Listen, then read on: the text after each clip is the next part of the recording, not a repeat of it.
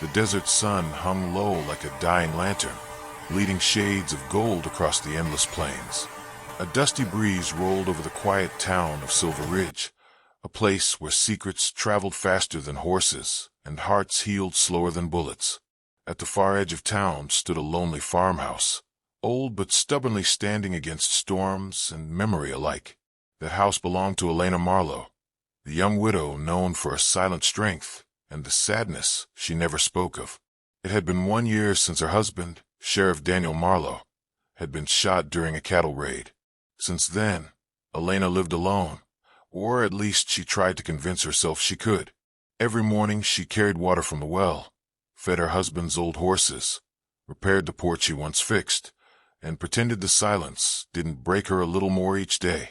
Folks said she had the gentlest eyes in the West, kind, but heavy, like someone carrying a past that refused to stay buried. But on that particular evening, something in the air felt different, as if the wind itself whispered a warning. Elena had just stepped outside with a bucket of feed when she felt it, the sense of being watched. She turned. No one, only the horizon, shimmering with heat and distance. She exhaled softly and walked toward the barn, her boots kicking up soft clouds of dust. She did not know that, from behind the trees, a pair of eyes followed her every step, sharp, steady, familiar. And then, a twig snapped. Before she could even breathe, a strong hand grabbed her arm from behind. Elena gasped, her heart slamming into her chest. "Please don't touch me," she cried, the bucket falling from her hands. But the grip didn't tighten. Instead, it loosened, immediately, almost apologetically. "Elena, wait, it's me." She spun around. Standing behind her, with dust on his hat and regret in his eyes, was Rhett Callahan, a tall, rugged rancher from the neighboring valley. A man who knew the land better than he knew his own past.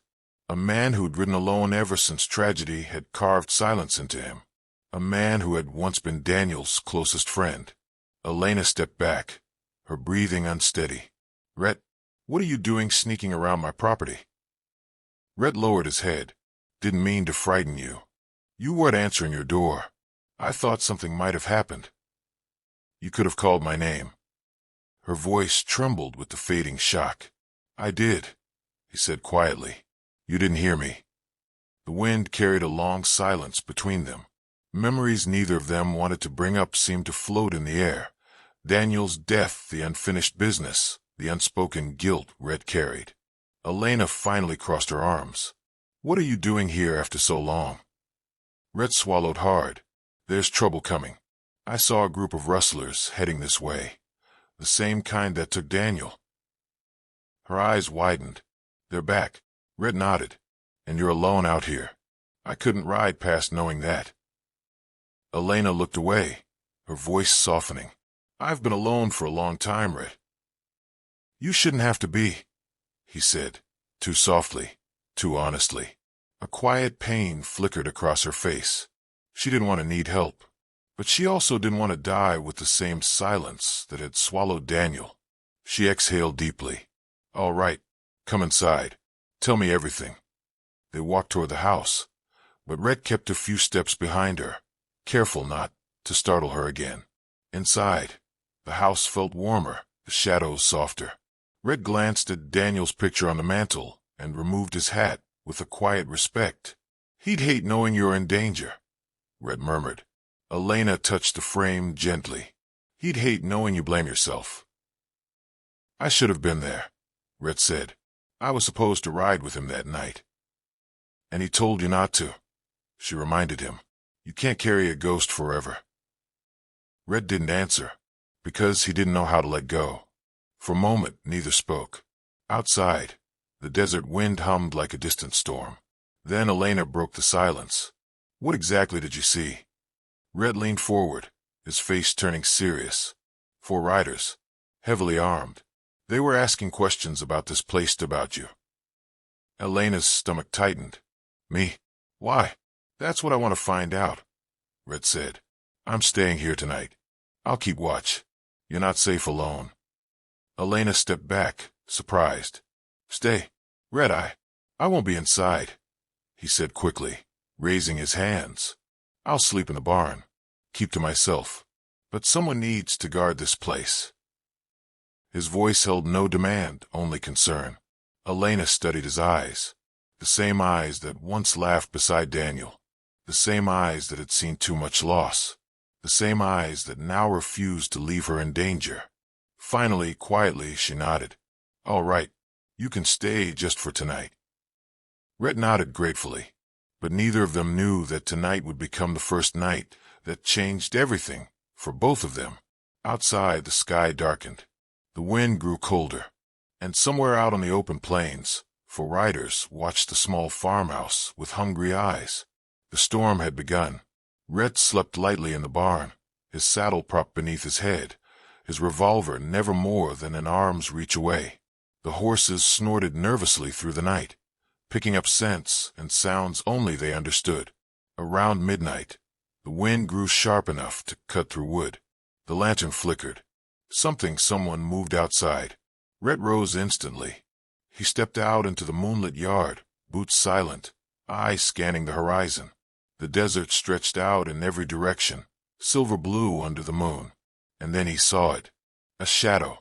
A horse. Watching. Rhett's jaw tightened. So it's starting. He moved toward the house. Inside, Elena sat at the table, hands wrapped around a cup of cooling tea. She knew sleep wouldn't come tonight. Her past had returned, in boots, dust, and danger. Rhett entered softly. Elena, we need to talk. She looked up, worry in her eyes. What did you see? One rider. Just watching. He paused. They'll come closer by dawn. Elena's heartbeat quickened. Why are they after me? I've done nothing. Rhett hesitated, then spoke with difficulty. Elena, there's something Daniel learned before he died. Something he told only me. Her grip tightened on the cup. What? Rhett took a breath, steadying the weight of the truth. The rustlers weren't just after cattle. They were after land, your land. This property sits on fresh water, and out here, water's worth more than gold. Daniel found out they planned to take it. Elena froze. My land. That's why they killed him. Rhett nodded slowly. Elena's breath shattered. She pressed her hand to her chest, as if holding her heart together by force. All this time I thought he died in a raid. Rhett stepped closer, cautiously. He died protecting you. The widow trembled. Tears stung her eyes, but did not fall. She had learned long ago how to cry without letting the world see. Rhett's voice dropped, rough with emotion. And I'm going to protect you now. I swear it. Elena looked at him, really looked at him, and for the first time, she noticed the exhaustion in his posture, the guilt in his expression, the unspoken devotion he tried to hide. Why do you care so much? She whispered. Rhett swallowed, his eyes darkening. Because I loved you long before I realized it. But he didn't say it. Instead, because Daniel asked me to watch over you, and because it's the right thing. Lightning flashed somewhere far off. Thunder rolled like a warning. Elena turned toward the window, hugging her arms. Her voice softened. Read earlier when you grabbed me. I got scared.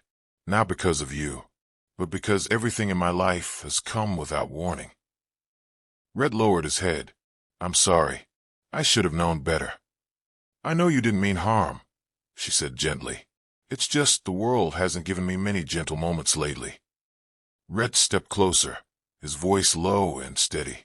Then let me give you at least one. The house fell quiet. Outside, the horses neighed sharply.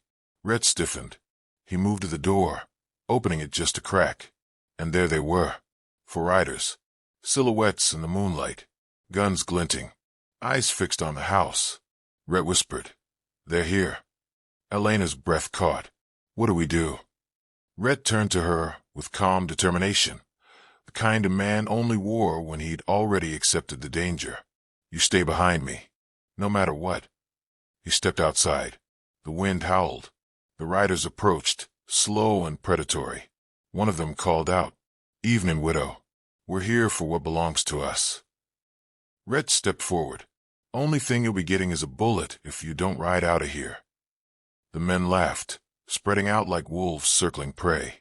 Elena watched from the doorway, fear trembling in her breath. "Last warning, Callahan," the leader growled. Red cocked his revolver. "Last warning's mine." The standoff tightened, wind, dust, and 4 outlaw hearts ready to spill blood. But before anyone fired, a second set of hooves thundered through the darkness. Deputies from town, men loyal to Daniel, had been watching too. The outlaws cursed, spinning their horses, firing wildly before escaping into the ravine. Red didn't chase them. Not tonight. He turned to Elena, her chest rising with relief, her eyes softening with a trust she hadn't felt in a long time. "You're safe," he said. She stepped out of the doorway, slow, hesitant, and stopped in front of him. "You stayed," she whispered. "You protected me."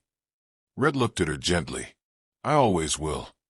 The storm faded, the horizon settling into calm. For the first time in a year, the widow didn't feel alone. For the first time in a year, Red felt like he had something worth fighting for again. And though neither of them said the word, something new had begun. Something fragile. Something powerful. Something Wild West stories were made of. And this was only the beginning.